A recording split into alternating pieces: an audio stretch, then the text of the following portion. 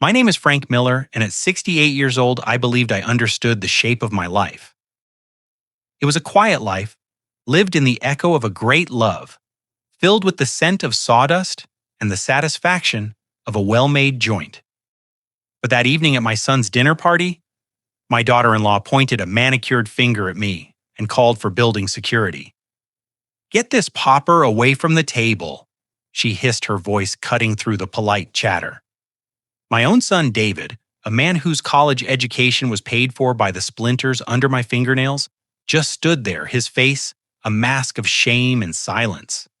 They saw my simple clothes and my calloused hands and assumed I was powerless. They mistook my grief for weakness, my quiet life for an empty one. They had no idea that for the last 6 months since my best friend and business partner John passed away, I had silently inherited his 60% share of Starlight Designs, the very company that paid my daughter-in-law's 6-figure salary. As their security guard gently escorted me from the home I helped buy, I didn't feel rage. I felt a cold, clear focus. They had mistaken my patience for permission, and I was about to give them a masterclass in the difference. Before I continue this story, tell me in the comments where you are watching from. And please like this video and subscribe if you believe a person's worth is measured by their character, not their wallet. The call came on a Tuesday. I was in my workshop, the small garage I'd converted into a sanctuary of cedar and oak. The air was thick with the clean scent of freshly planed wood. My hands, though slower than they used to be, were steady as I worked a piece of cherry, coaxing a smooth curve from the stubborn grain. This was my piece.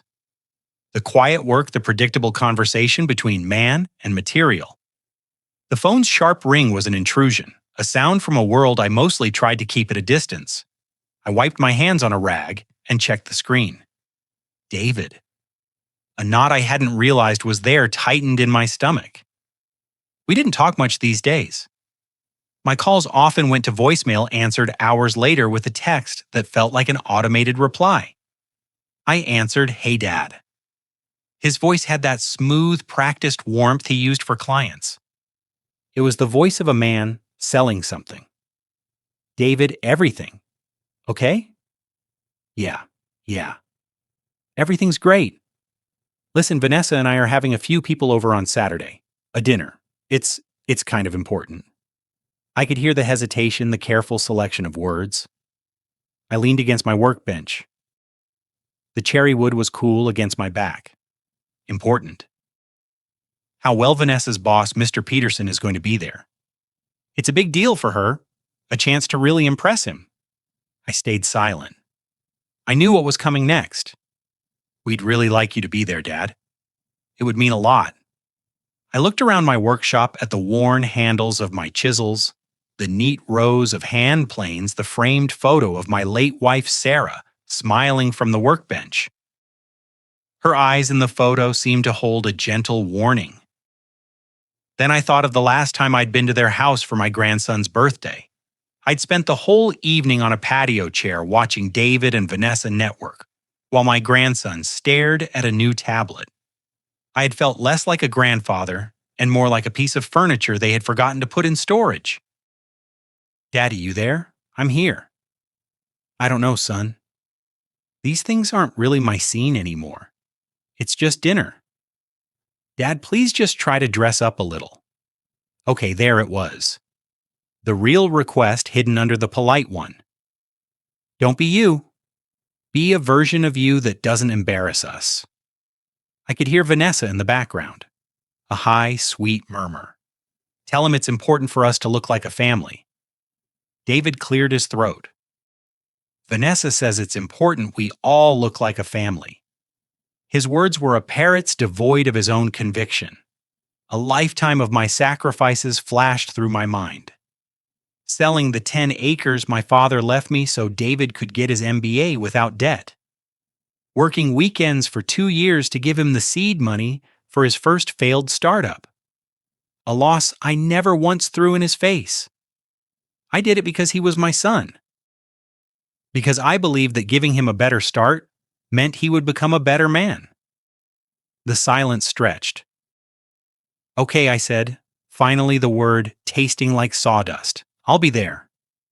Great, Dad. That's great. Just be yourself. You know your best self. He hung up before I could ask him what my worst self looked like. I set the phone down and picked up my hand plane. My best self, I thought, was the man who built things. The man they had long ago decided wasn't worth showing off. I chose my clothes with care, not to impress them, but to honor myself. A clean-pressed flannel shirt, my best pair of khaki pants, and the leather boots I'd had for 20 years oiled and polished until they shone with a quiet dignity. When I arrived, the valet at their condo building looked at my 10-year-old Ford with a professional pity that told me I was already out of place. Their apartment was on the 12th floor with a view that stretched across the city lights like a carpet of diamonds. The air inside was thick with the scent of expensive perfume and catered food. It was a beautiful performance of success. Vanessa greeted me with a kiss on the cheek that didn't quite land her eyes, flicking over my shirt with a micro expression of disappointment. Dad, you made it, she said, her smile as bright and hard as the marble countertops in her kitchen. She introduced me to a few people with a practiced vagueness. This is David's father, Frank. She never mentioned what I did, what I had spent my life building. To them, I was just a prefix, David's father. The evening wore on. I stood by the window, a glass of club soda in my hand, feeling like a ghost at a feast. David was holding court by the fireplace, telling a story about a recent business trip to Singapore. His listeners laughed at all the right moments. They were his people who understood the language of stock options and capital gains. I watched him and felt a familiar hollow ache. He had the life I had wanted for him. What I hadn't realized was that in his new life there was no room for the man who had built the ladder he'd climbed. The breaking point when it came was quiet. We were seated for dinner around a long, polished mahogany table. Mr. Peterson, Vanessa's boss, a man with a soft voice and intelligent eyes, was admiring the table itself. This is a magnificent piece, he said, running a hand over the smooth finish. Italian, I presume Vanessa beamed, pining under his praise. It is. We had it imported. I knew that table. I recognized the grain, the subtle bird's eye pattern in the wood. It wasn't Italian. It was American black walnut, a notoriously difficult wood to work with. And I knew the joinery. I had seen it before, in a small workshop in Vermont years ago. Without thinking, the craftsman in me spoke up. It's a beautiful piece, I said, quietly, my voice entering the conversation for the first time. American walnut, though, you can tell by the way the grain shifts near the joints. A Vermont craftsman, I believe. He has a very distinctive way of handling his dovetails. The table went silent. Mr. Peterson leaned forward, intrigued. Really, how can you tell? Before I could answer, Vanessa's laugh cut through the air. It was a high, brittle sound. Oh, Dad, she said, her voice dripping with condescending sweetness. Always the carpenter. He sees wood and forgets his manners. Then she turned to her husband. Her smile was gone, replaced by a tight, angry line. David, she said, her voice low but carrying across the table. Can you please call security? David froze his fork halfway to his mouth. What? Why? Vanessa didn't look at me. She kept her eyes on David, her voice dropping to a theatrical whisper that everyone could hear. Because I would like this Pauper removed from my table. He's embarrassing our guests. The word hung in the air. Pauper. The silence that followed was absolute. Mr. Peterson looked down at his plate, a flush creeping up his neck. The other guests stared at their water glasses at the ceiling, anywhere but at me. I looked at my son. His face was pale, his eyes wide with a familiar helpless panic. He opened his mouth, then closed it. He did nothing. He said nothing. He just sat there aghast at his own wife's cruelty. I slowly, carefully placed my napkin beside my plate. I stood up, My chair made no sound on the thick rug. I looked at Vanessa, whose face was a mask of cold triumph. I looked at David, who refused to meet my eyes. I didn't say a word. I didn't have to. My silence was its own verdict. I turned and walked out of the dining room. My footsteps the only sound in a room full of people who had chosen not to hear. As I reached the front door, I heard Vanessa's whisper, sharp and victorious, follow me into the hall. See, problem solved. The 2-hour drive back to my side of Phoenix was a silent one. The city lights of Scottsdale receded in my rearview mirror, a glittering, indifferent constellation. The sting of Vanessa's words, the heavier weight of David's silence began to fade. It wasn't that the wound was healing. It was simply turning into something else. A scar, hard, numb, and permanent. By the time I pulled into the driveway of my small, paid-off brick house, the hurt had given way to a strange and unfamiliar calm. It was the quiet clarity a man finds after a fever breaks. I wasn't heartbroken anymore. I was simply finished. The house was cool and dark, smelling faintly of sawdust, and the lemon polish my wife Sarah used to love. I didn't turn on the television. I didn't pour a drink. I walked past the living room, past the worn armchair where I read the paper every morning, and went straight to my study. It wasn't much of a room, more of a converted den, but it was mine. The walls were lined with books on woodworking and history. On the desk, a single photograph of Sarah taken on the shore of Lake Powell, her smile wider than the canyon behind her. Against the far wall beneath the window sat an old cedar chest. John had built it for me as a wedding gift nearly 45 years ago. The dovetail joints were so perfect you couldn't slip a piece of paper between them. I knelt down the floorboards, creaking a familiar complaint, and lifted the heavy lid. The scent of old cedar and paper rose up to meet me, a smell like memory itself. This wasn't a place of grief. It was a place of record. My fingers brushed past bundles of old letters and Sarah's recipe cards until they found what they were looking for. A heavy accordion-style folder tied with a faded ribbon. Inside were the artifacts of a friendship that had defined my life. There was a black and white photograph, the corners soft from handling, of 2 young men in their 20s, covered in sawdust, grinning like fools in front of a half-finished workshop. Me and John. We had nothing back then but a shared dream and a belief that good wood handled with respect would never lie to you. Beneath the photo was a cocktail napkin from a bar that had been torn down decades ago. On it, in John's sprawling handwriting, was the first contract for our partnership, Miller and Hayes Custom Woodwork. We'd signed it with a borrowed pen, 2 dreamers thinking we could build a world out of oak and sweat. We did for a while, but John was the visionary, the one with the head for business. I was the craftsman, the one who understood the wood. He went on to build Starlight Designs into an empire of taste and precision, while I stayed with the work of my hands, running my own small contracting business. We never lost touch. Our friendship was the one joint that never came loose. I lifted the last item from the folder, a thick cream-colored envelope sealed with wax. It had arrived by courier 6 months ago, a week after John's funeral. My hands were steady as I broke the seal and unfolded the letter inside. John's handwriting was weaker now, the letters leaning on each other for support, but the voice was unmistakably his. Frank, it began. If you're reading this, then I'm off building something in a workshop with better lighting.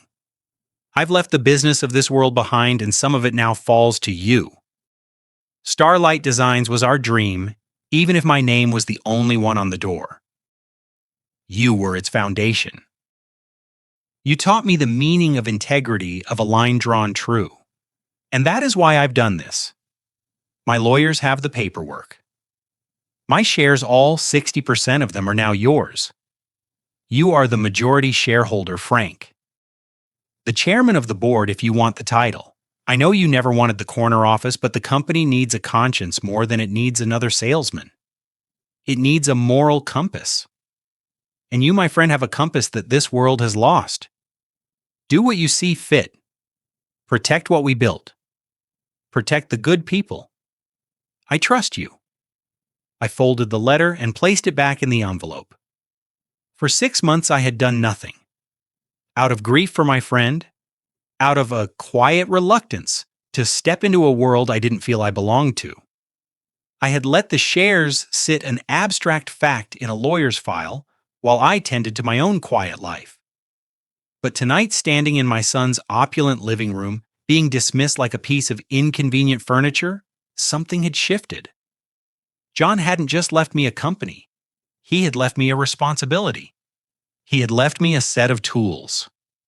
My eyes fell on a worn business card tucked into a side pocket of the folder. George Finney, Chief Financial Officer, Starlight Designs. George had been with John from the beginning, a quiet, decent man who understood that numbers like wood have a grain. If you force them against it, they splinter. I picked up the phone. My heart was a steady, even drum. I wasn't the pauper from the dinner party anymore. I was a man with a moral compass, and I was finally ready to find north.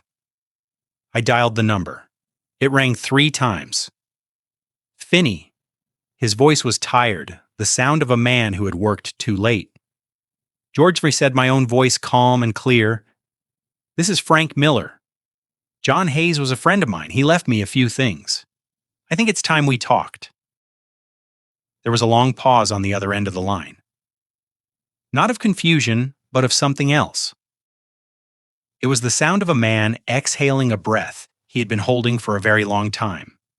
When he finally spoke, his voice was filled with an unmistakable, weary relief. "Frank," he said. "My God, I am so glad you called." George Finney suggested a diner on the outskirts of town, a place with cracked red vinyl booths, and a clock on the wall that had been telling the same slow time for 40 years. It was the kind of place where conversations could happen without an audience. He was already there when I arrived, a half-empty coffee cup in front of him, a stack of papers in a neat folder by his elbow. He looked older than I remembered, the lines around his eyes deeper, but the steady calm was still there.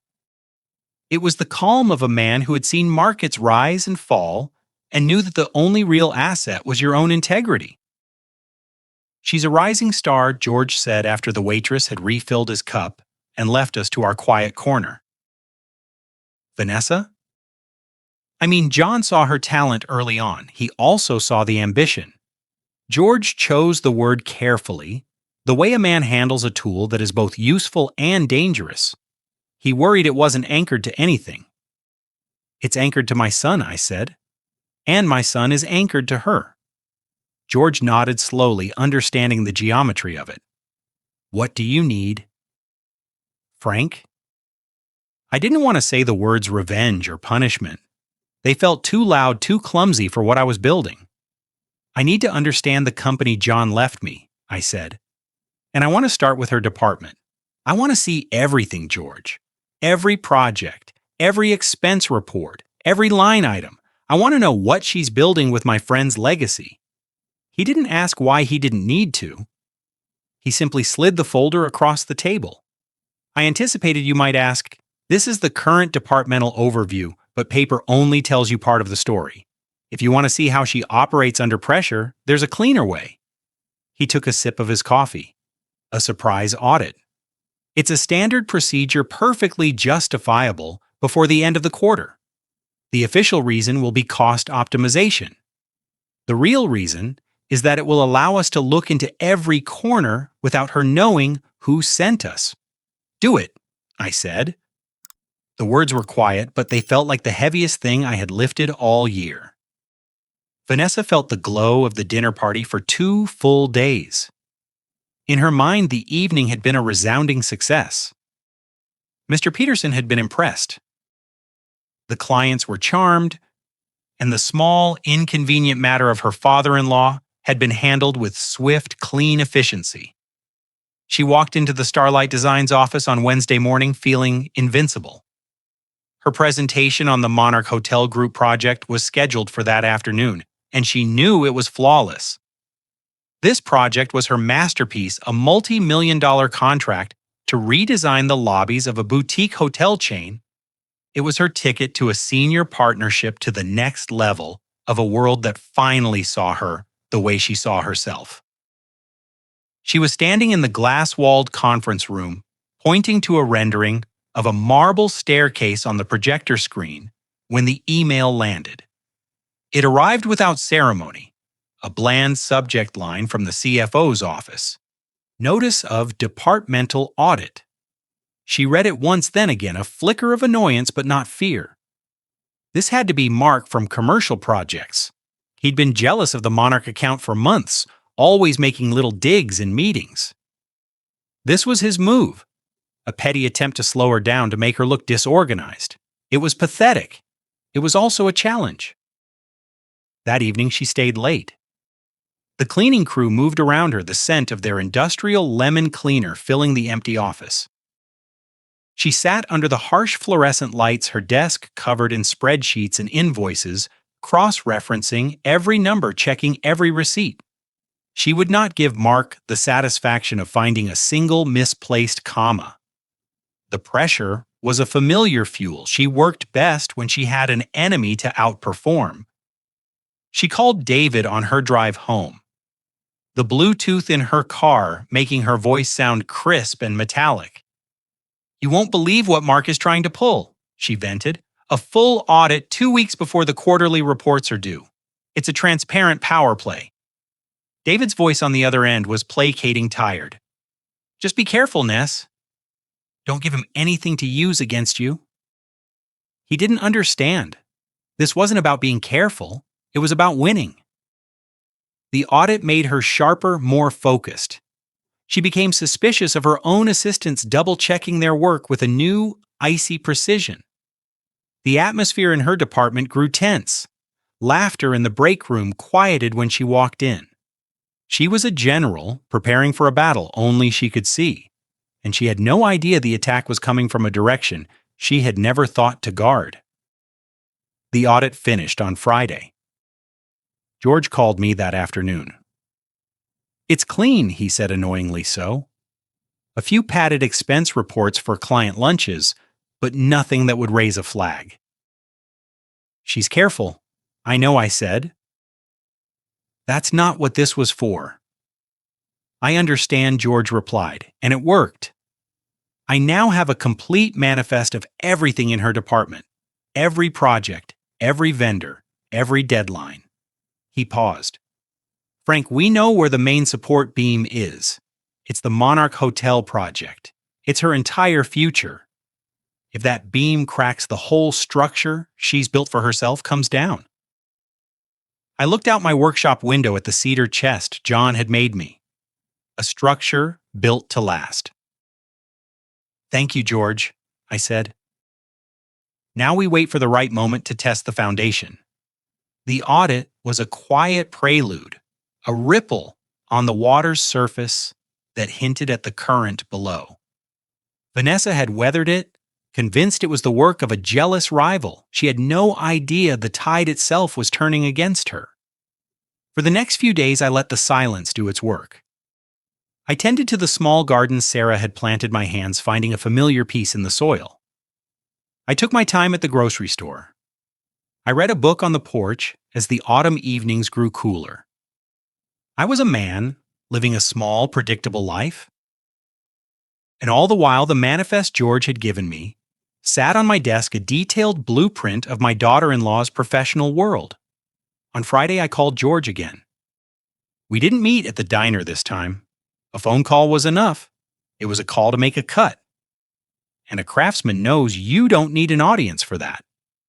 "George," I said, my voice even. "The Monarch Hotel project. As the representative for the majority shareholder, I want you to put it on indefinite hold." George didn't ask for a reason. He understood the tool I was using. What should I tell Peterson? He asked. "Tell him the new ownership is conducting a top-down strategic review of all major capital projects. Tell him it's nothing personal. It's just business." "It will hit her hard, Frank." "I know," I said, and the simple truth of it settled in my chest cold and heavy. That's the point. The news reached Vanessa not as a thunderclap, but as a quiet professional email. A carbon copy from Mr. Peterson's office.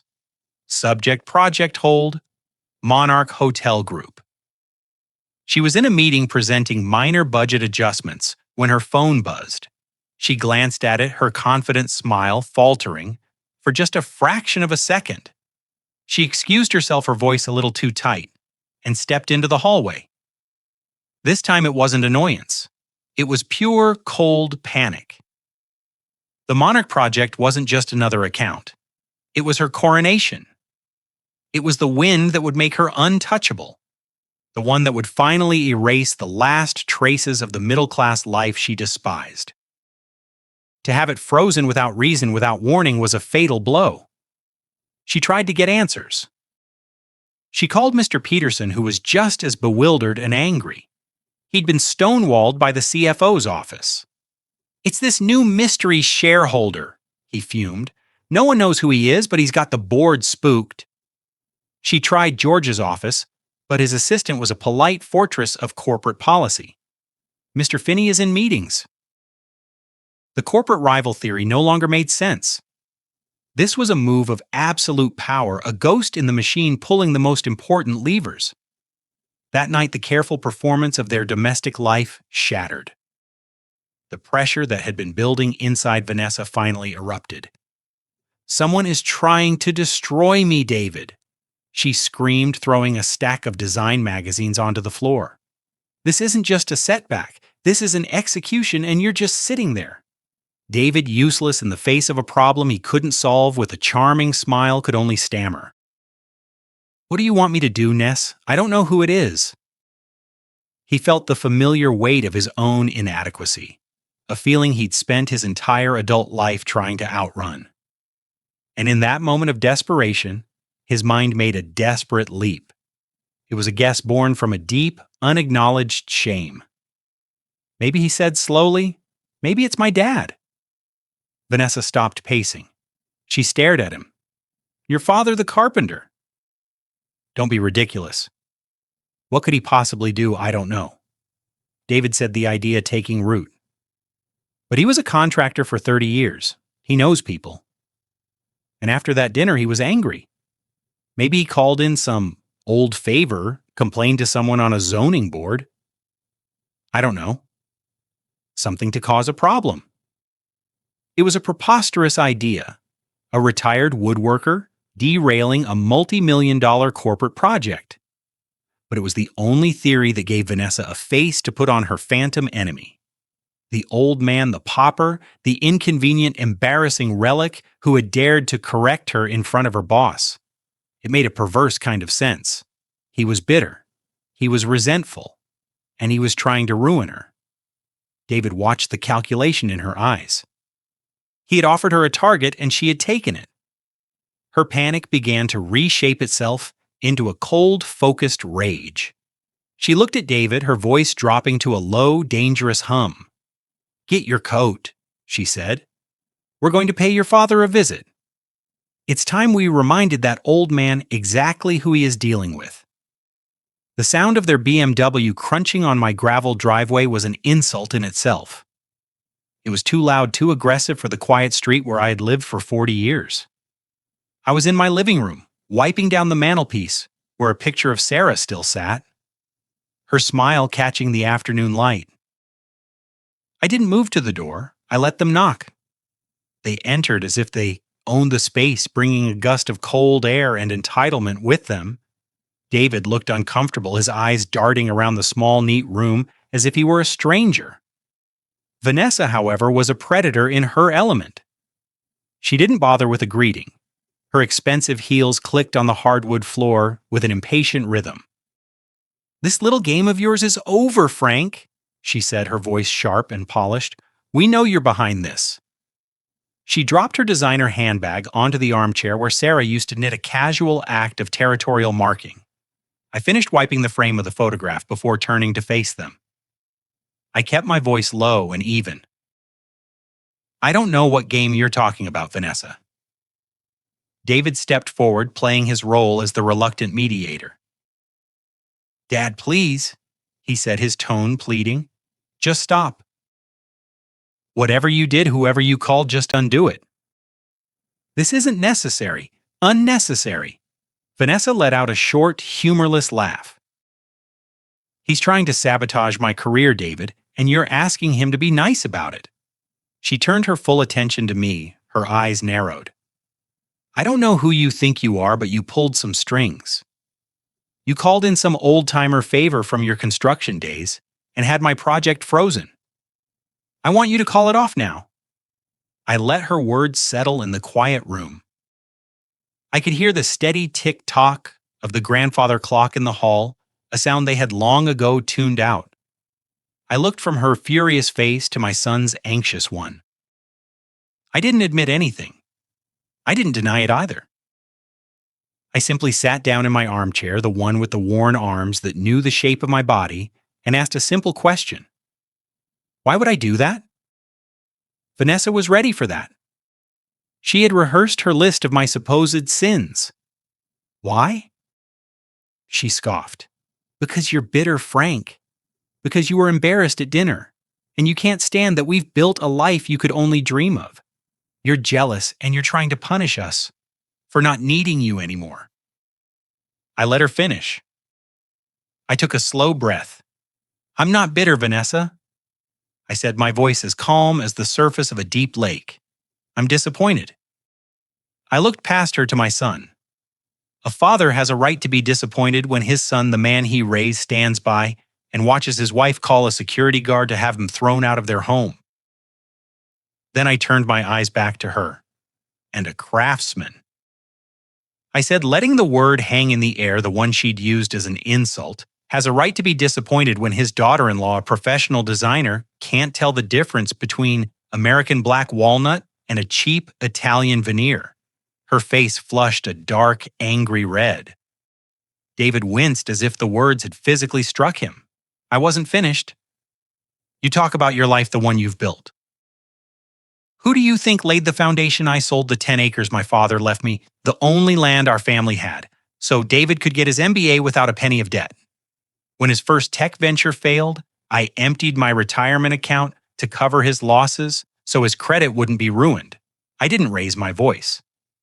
I spoke the words like a man reading from a ledger, each sacrifice a clean, undeniable line item. Those weren't investments, Vanessa. I never asked for a return.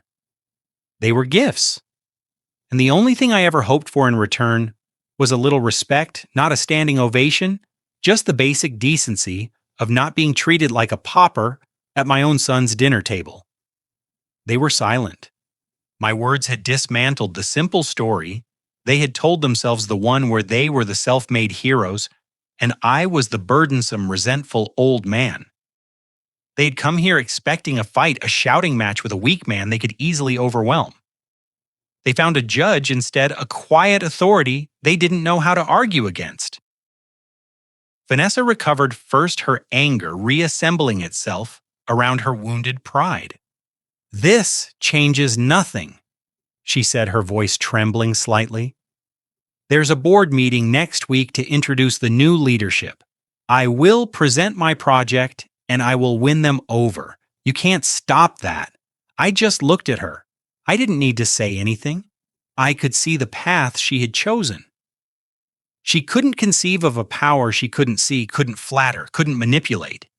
Her ambition was a blindfold, and she was walking straight into the trap I had set. David looked from me to his wife, his face a mess of confusion and dawning guilt. Ness, maybe we should just go, he said quietly, but she was already moving toward the door, her confidence a brittle shield. They left without another word. I watched through the window as they got into their expensive car, their movements stiff and angry. They were still in control, they told themselves. They were still the ones driving. I stayed in my armchair long after their car disappeared down the street. The house was quiet again, but this time the quiet didn't feel like loneliness. It felt like strategy. Vanessa was right about one thing. The board meeting was her only chance. She would prepare for it obsessively. She would pour all of her talent and ambition into a single presentation desperate to impress the new, faceless chairman. She had no idea she would be making her case directly to the pauper she'd had thrown out of dinner. The confrontation at my house left them shaken, but I knew Vanessa well enough to predict her next move. A cornered animal doesn't learn humility. It looks for a new way to attack. She couldn't accept a power she couldn't see, so she would double down on the only power she believed in her own performance. It was time to give her a stage. I called George the next morning. My instructions were simple. George, I said, it's time to announce the future of the company. Schedule a mandatory all-hands town hall meeting for next Friday.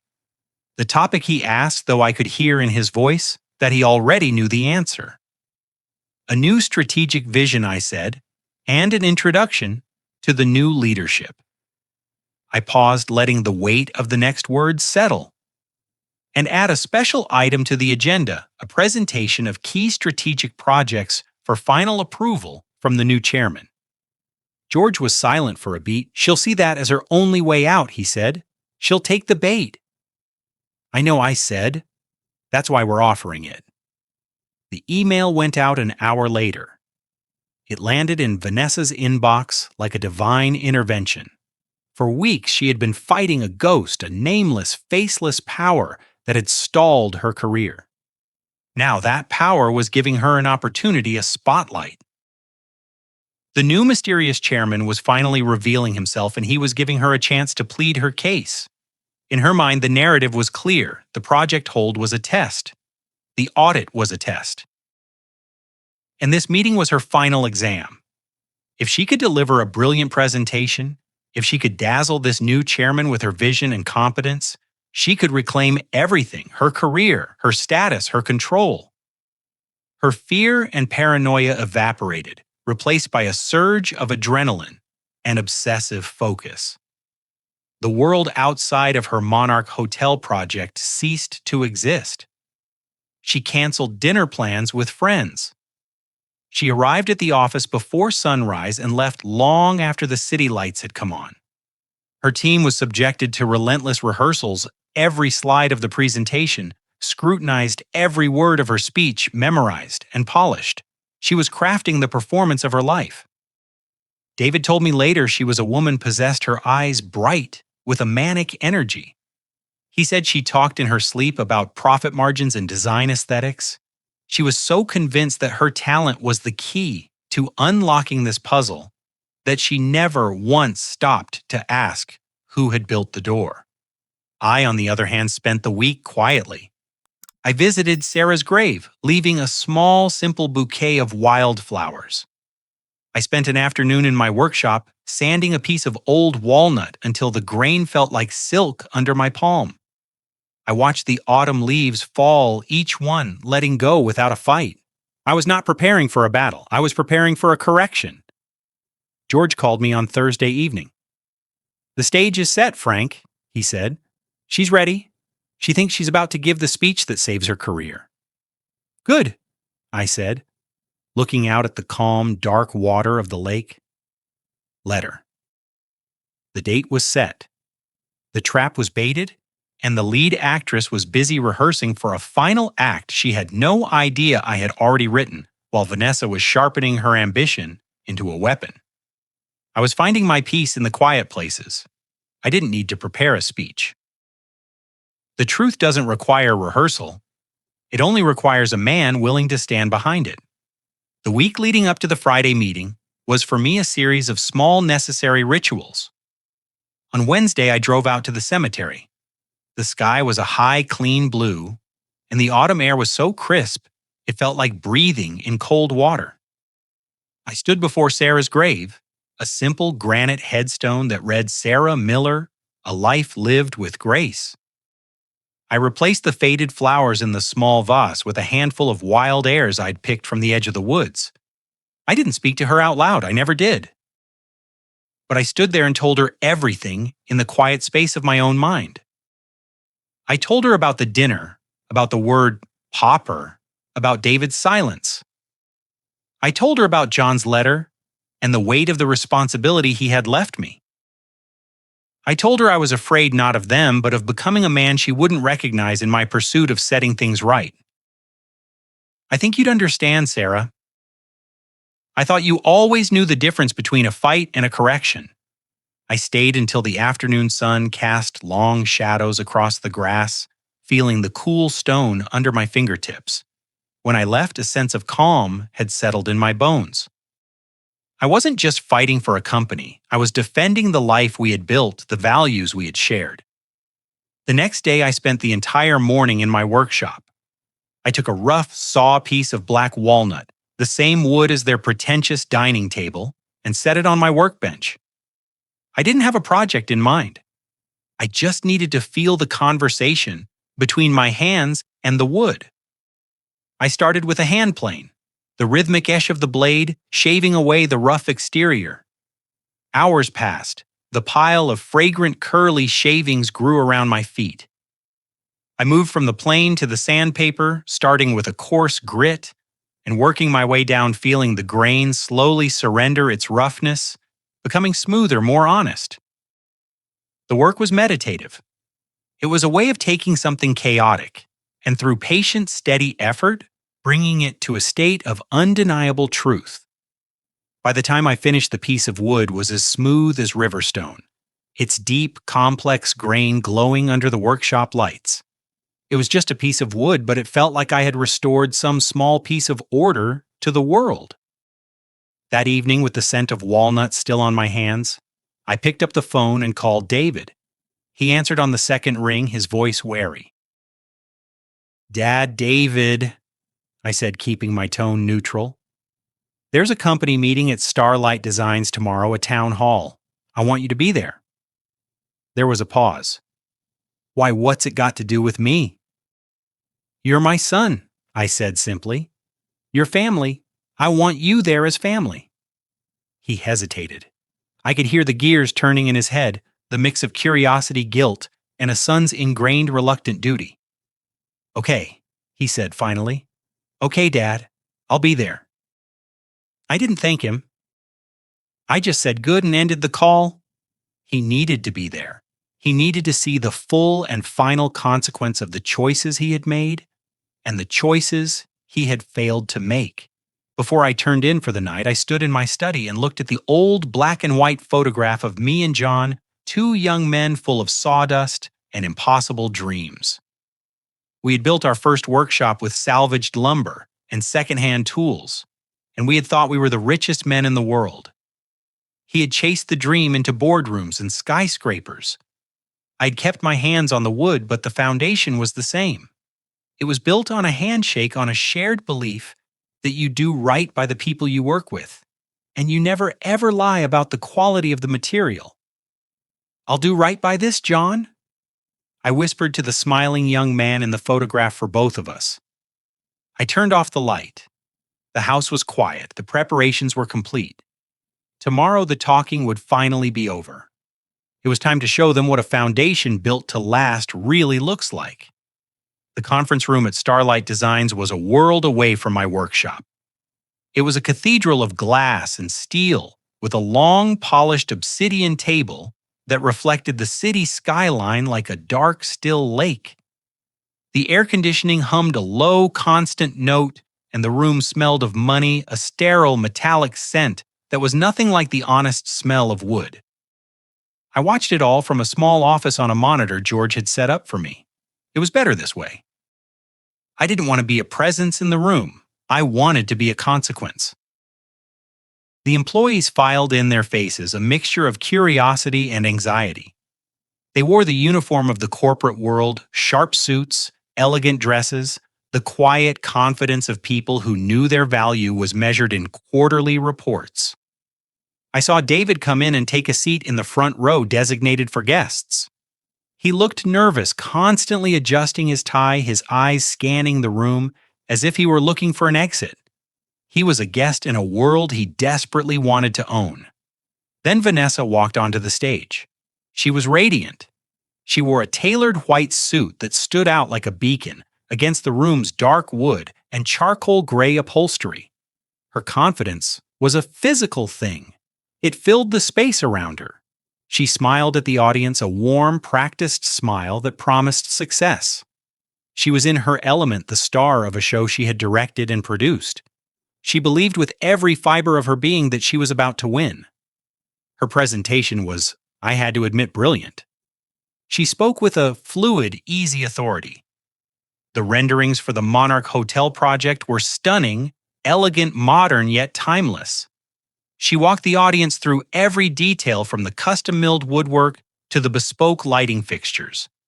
She spoke their language, the language of luxury, of brand identity, of a client's vision made manifest. She was talented. I had never denied that. But talent without character is like a beautiful house built on a rotten foundation. It's only a matter of time before it collapses. When she finished, the room erupted in applause. It was genuine. She had dazzled them. She stood in the warm glow of the stage lights, accepting their admiration, her smile triumphant. She had done it. She had saved herself. Then George Finney walked onto the stage. He was a calm, steady presence, his simple gray suit a quiet counterpoint to Vanessa's brilliant white. He waited for the applause to die down. "Thank you, Vanessa," he said, his voice even and professional. "That was an exceptional presentation." "Truly." Vanessa inclined her head, a queen accepting the praise of a loyal subject. George continued, "As you all know, Starlight Designs has recently undergone a significant change in ownership, a change that brings us back to the foundational principles upon which this company was built." He paused, letting his eyes sweep across the room. "And so it is my distinct honor to introduce you to our new chairman of the board. He is the man who now holds a 60% controlling interest in this company. He was John Hayes's oldest and dearest friend, his first business partner, and in my professional opinion, one of the finest craftsmen I have ever had the privilege of knowing. Ladies and gentlemen, Mr. Frank Miller." I walked out from the wings. I wore the same simple flannel shirt and khaki pants I had worn to the dinner party. The silence in the room was absolute. It wasn't just a lack of noise. It was a physical presence, a heavy blanket that smothered the air. Every face was turned toward me. I saw confusion, disbelief. Then I looked at Vanessa. Her triumphant smile was frozen on her face. It was a relic from a moment ago, an artifact from a world that no longer existed. I watched her mind work behind her eyes, the frantic calculation, as she tried to make sense of the impossible. The pauper, the inconvenient old carpenter. Her smile didn't just fade. It seemed to crack and fall away, revealing the raw, stark terror beneath. Her face went pale, a sickly, chalky white. Then I looked at David. His mouth was hanging open. His eyes were wide with a horror so profound it was almost comical. He was staring at me as if he were seeing a ghost, the ghost of every sacrifice he had taken for granted, every warning he had ignored, every silent disappointment he had mistaken for acceptance. In that one shattering moment, he understood. He understood everything. I stepped up to the podium. I didn't look at my notes. I didn't have any. I looked out at the sea of stunned faces, and then my eyes settled on Vanessa. My voice when I spoke was not loud. It was calm. It was clear. "Vanessa," I began, "that was a brilliant presentation. You have a remarkable eye for design." I let the compliment land, a small, unexpected kindness. She flinched as if I had struck her. "But a good designer," I continued, "understands the value of their materials. A great leader understands the value of people. In both areas, you have shown a significant deficit." I paused, letting the weight of my words fill the silent room. "At a dinner party several weeks ago, in a home built on a foundation of my life's work, you asked a security guard to get this pauper away from the table." I held her gaze. She looked like she wanted to shrink to disappear, but the stage lights held her in place. "Today in this boardroom," I said, my voice never wavering, "I am asking you to clear your desk." A collective gasp went through the room. Vanessa swayed slightly, her hand gripping the edge of the podium to steady herself. However, I added, because the correction needed to be complete, Starlight Designs is not without compassion. We have an opening in the company cafeteria for a dishwasher. The position requires a respect for what other people leave behind and a commitment to making things clean. Perhaps it's a place you can start. That was it. The invisible structure of her world collapsed. She didn't scream. She didn't faint. She simply folded. Her shoulders slumped. Her head bowed. And a single dry sob escaped her lips. The sound was unnervingly loud in the dead quiet. The performance was over. Then David moved. He shot up from his seat and stumbled toward the stage. Not to defend her, not to attack me. He was a man running toward the epicenter of an earthquake, not knowing why.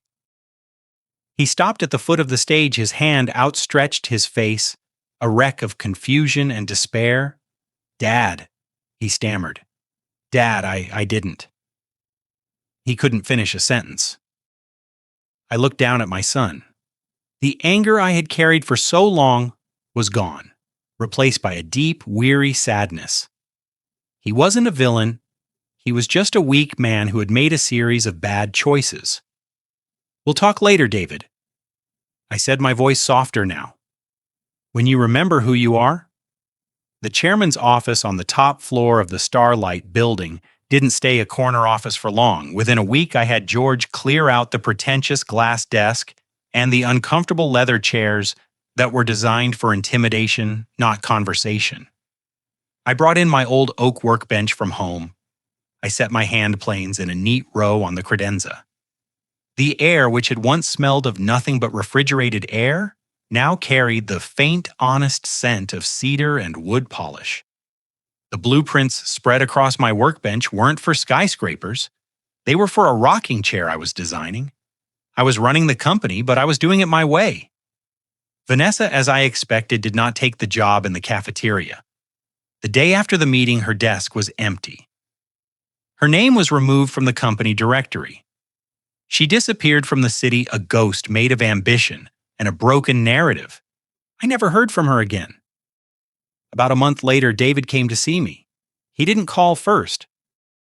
He just appeared in the doorway of my new office workshop, looking thinner, tired, but with a clarity in his eyes I hadn't seen since he was a boy. The expensive suit was gone, replaced by a simple work shirt and jeans. He had quit his job. He didn't offer excuses or long explanations. He just stood there for a moment, taking in the scent of the wood. I applied for a job. He said, his voice quiet but steady, with a nonprofit. They build houses for low-income families. I start next week as an apprentice. He looked at his own hands, soft and uncalloused. I want to learn how to build something real again with my hands. I didn't get up. I didn't rush to embrace him. The chasm between us was too wide for a simple hug to cross. An easy forgiveness would have been a lie, and we had had enough of those. Instead, I nodded slowly.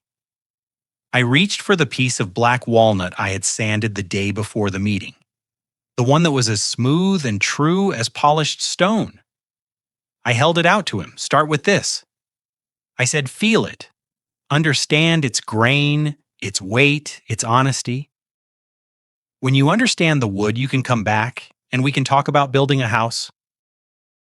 He took the piece of wood from my hand. He held it carefully, turning it over and over, his fingers tracing the lines I had made. And for the first time in 20 years, when he looked at me, he didn't see an obstacle, a resource, or a ghost from his past. He saw his father. Later that evening, long after David had left, I stood alone on the small balcony outside my new office. The city spread out below me, a vast, glittering tapestry of light and shadow. The sounds of traffic and sirens were a distant, muted hum. A cool breeze moved through the high-rise canyons, carrying with it the feeling of a world that was constantly moving, constantly changing. I didn't feel triumph. The bitter taste of revenge had long since faded, leaving something cleaner in its place. I didn't feel joy. The cost of this victory had been too high. What I felt was a deep, quiet, and unshakable peace. The correction was complete. Balance had been restored. The single greatest lesson from this story is that a man's dignity is non-negotiable. It is the bedrock upon which his life is built, and it cannot be signed away to keep the peace or to subsidize the comfort of others, not even family. When you allow your sacrifices to be treated as an entitlement, you are not being kind. You are teaching others that your self-respect is a resource they can spend. Establishing a boundary is not an act of war. It is an act of self-preservation. It is the moment a man decides that his silence will no longer be mistaken for permission. A boundary is not a wall meant to push people away forever. It is a door that teaches them finally how to knock with respect before entering your life. It is the quiet, irreversible act of taking back the key to your own house and deciding for yourself who is welcome inside. If you believe that a man's dignity is the most valuable thing he owns, please like and subscribe to the channel so you don't miss more stories about the rise of silent men.